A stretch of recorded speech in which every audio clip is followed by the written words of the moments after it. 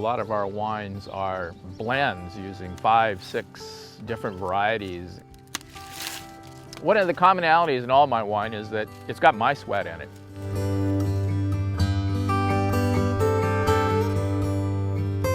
This is Paradisos del Sol. I'm a wine grower here. My job is to grow grapes and turn them into wine to make your family, your food, and your friends even better.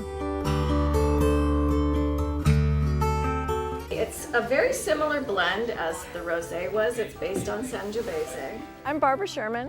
Paul Vandenberg is my husband. Together we own Paradisos del Sol Winery. We call it a farmery because it also includes a vineyard and a farm on about 20 acres. We are very down to earth and simple. Some people call us the winery with chickens because typically we have a dozen chickens wandering around the place. We also have some cattle, some sheep. And cats and dogs and fish. And a huge vegetable garden. We also have a tasting room here.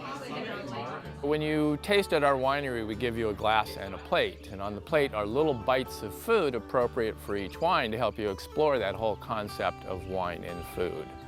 I don't drink wine without food unless it's an emergency. It's sushi! Our mantra here is sip, sip, bite, sip.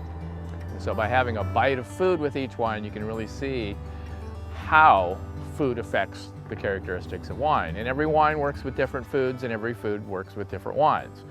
So I make a number of different wines because there is no wine that I like best with everything.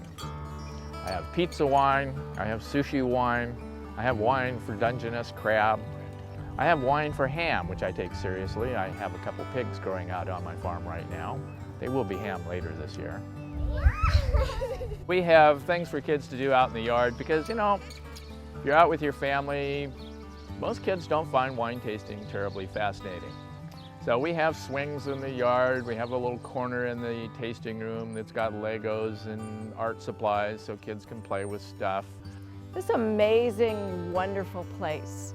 It's not only such a great place to live, but it's a wonderful place to visit, to get away from the big city for a while, come out to the country, relax, and just lose yourself in the romance of wine country.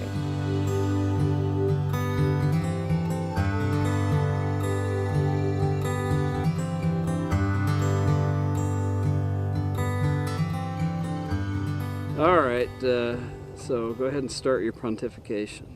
So this little gray shriveled up berry here has been attacked by a fungus called Paradisos cinerea, also known as the noble rot. The berry dehydrates, and the fungus itself adds some interesting characteristics to the wine. There's a real honey-like flavor that comes from this. So here, try this. Oh, all right. God, Paul.